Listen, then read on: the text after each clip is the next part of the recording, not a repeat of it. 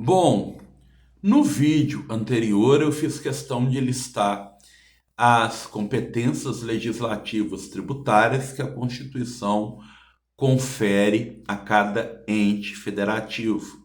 Em breve resumo, é União, os tributos do artigo 156 da Constituição, estados, os tributos do artigo 155 da Constituição e municípios, os tributos, os impostos do artigo 156 da Constituição. São casos de competência privativa de tais entes federativos. Mas existem casos que a competência tributária é comum. Qualquer ente federativo pode instituir o tributo, seja a União, os estados, o Distrito Federal e os municípios. São tributos chamados vinculados. Exemplo, as taxas e as contribuições de melhoria. Tributos vinculados são aqueles que exigem uma contrapartida do Estado. Repare, o imposto é arrecadatório. Ele não exige uma contrapartida direta do Estado. Então as pessoas têm um conceito leigo que acham assim: IPVA é para corrigir problemas de estradas. Não, é para fins arrecadatórios. Agora, taxas e contribuições de melhoria têm fins específicos e são arrecadados para o cumprimento desses fins específicos, ok? Existem tributos de competência cumulativa, ou seja, são tributos que podem ser cobrados por mais de um ente federativo, desde que ele obedeça à sua competência territorial. Então, por exemplo, o artigo 147 diz que compete à União, nos casos de território federal, fixar os impostos estaduais e, se esse território não for dividido em municípios, a União pode fixar os tributos municipais e cabe ao Distrito Federal fixar os tributos municipais. Ainda avançando nessa discussão, é importante ter em mente um mantra do artigo 154, inciso 1 da Constituição Federal, que diz que tributos têm que ser fixados por lei complementar, desde que não sejam cumulativos e não tenham fato gerador ou base de cálculo próprios de tributos discriminados nesta Constituição. Uma taxa não pode ter a base de cálculo ou fato gerador inerente a um imposto.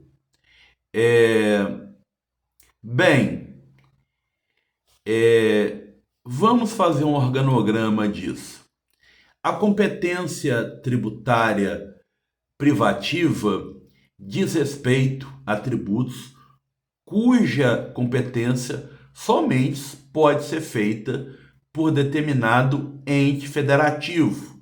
E a Constituição diz em que casos isso ocorre. Nos casos de competência comum, são tributos que podem ser instituídos por União, estados, Distrito Federal e municípios. Taxas e contribuições de melhoria.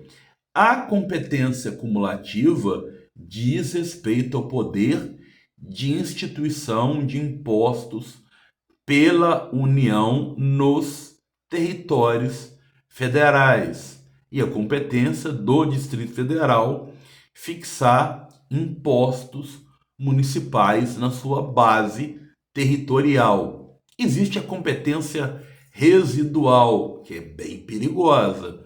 São os casos onde a União pode instituir tributos fora do rol previsto nos artigos clássicos que dividem as competências privativas. E existe a competência extraordinária. A União pode criar tributos, o empréstimo compulsório. No caso de guerra externa, é um imposto extraordinário. E é bom dizer que o empréstimo compulsório é um empréstimo. A União usa esse tributo e no prazo de 5 anos tem que devolver o valor desse tributo ao contribuinte. Que fique bem claro isso. Continuando o nosso estudo sobre tributos, vamos analisar a natureza jurídica dos tributos.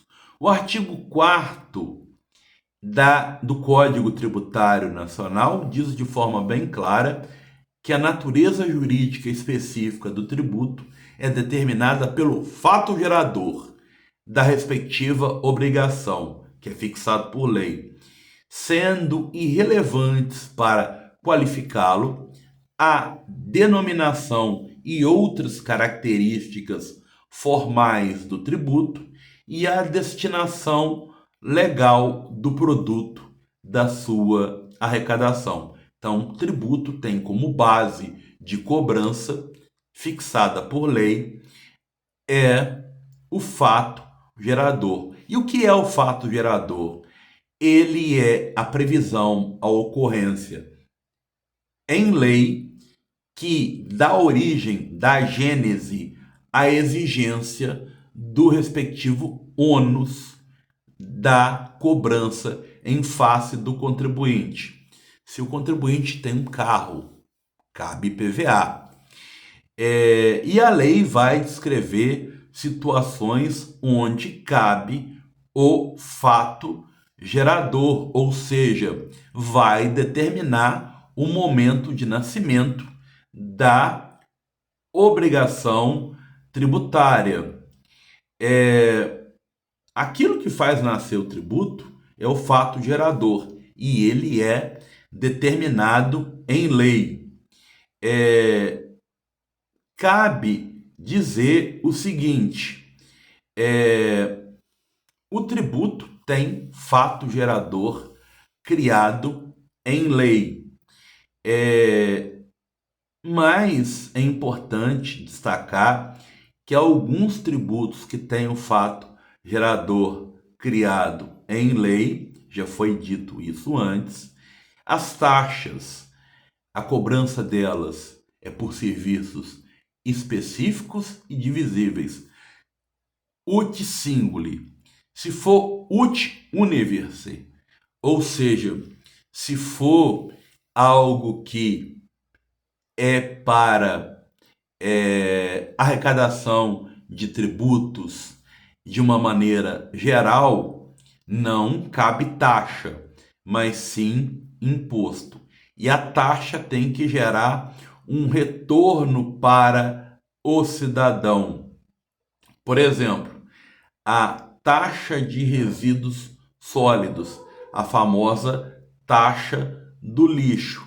O fato gerador, ele é atrelado a uma atuação específica do Estado. E essa é uma característica inerente às taxas. Se não houver atuação estatal, inexiste o fato gerador da taxa, ok? Diferente das taxas, os impostos são tributos não vinculados, então não exigem contrapartida. Eu posso fixar um imposto, eu já falei do IPVA, e ele não é destinado, por exemplo, quebrar senso comum para conserto de estradas. Vamos quebrar senso comum. Ele é instituído para arrecadação dos cofres públicos. Os tributos finalísticos são justamente as taxas e contribuições de melhoria cuja arrecadação é determinada para um fim. A taxa é cobrada de serviços específicos e divisíveis, e a contribuição de melhoria ela é cobrada quando existe um investimento estatal para a construção de uma obra, uma melhoria, que vai gerar valorização de um bairro, a valorização de uma rua, e essa valorização, através de obra do ente federativo, vai gerar uma tributação. O empréstimo compulsório ele é um tributo excepcional e ele é transitório.